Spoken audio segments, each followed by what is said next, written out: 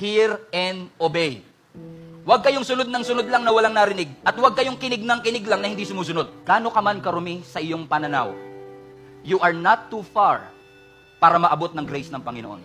Walang taong sobrang layo na hindi kayang abutin ng Panginoon. Pastor, hindi mo alam kung ano mga kasalanan ginawa ko. Thank God. Hindi ko alam. Pero alam ng Diyos. And yes, sa kabila ng lahat, alam ng Diyos ang iyong pagkakamali. Pinili niyang abutin ka. Sa anumang karumihan mo, linisin ka sa iyong pagkakasala.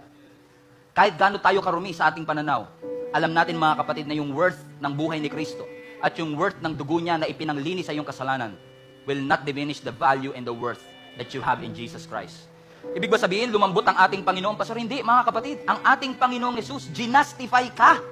Alam niyo ibig sabihin ng justify? Pinawalang sala ka as if hindi ka nagkasala at all. Malinis na malinis.